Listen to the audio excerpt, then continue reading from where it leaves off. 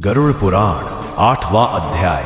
जब आत्मा ने अपने पापों का फल भोग लिया, जब उसके भीतर सच्चे प्रायश्चित की अग्नि जल उठी, तब एक प्रकाश उसकी ओर बढ़ता है।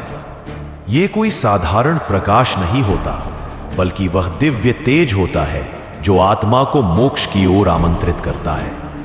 गरुड़ पुराण कहता है, जिस आत्मा ने मृत्यु के बाद नरक का अंधकार देखा, वही प्रकाश की कीमत समझ पाती है। इस अध्याय में आत्मा की सबसे पवित्र यात्रा शुरू होती है, मोक्ष की ओर।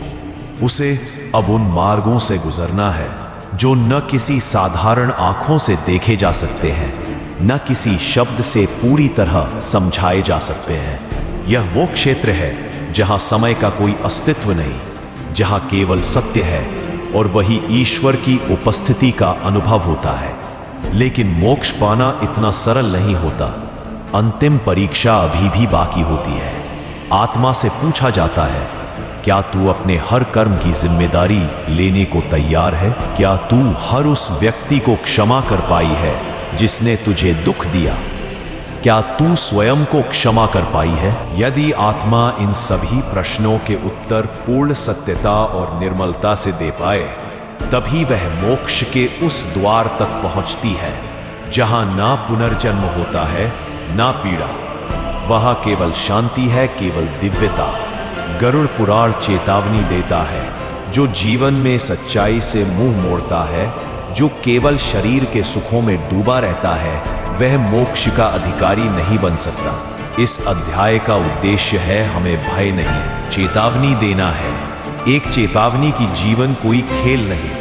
हर कर्म, हर विचार एक बीज है, और मृत्यु के बाद वही बीज फल बनकर लौटते हैं। इसलिए आज, अभी, इस क्षण से चेत जाओ। अपने जीवन को उस दिशा में मोड़ो जहां आत्मा मुक्त हो, जहां अंतःकरण शुद्ध हो। क्योंकि मृत्यु जब दरवाजे पर आएगी, तब पछताने का समय नहीं मिलेगा।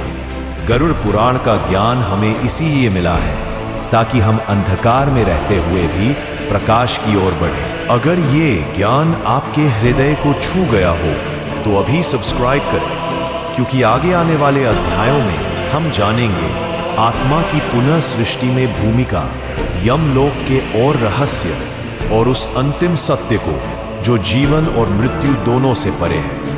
देखते रहिए, क्योंकि अगला अध्याय आपके जीवन का दृष्टिकोण बदल सकता है।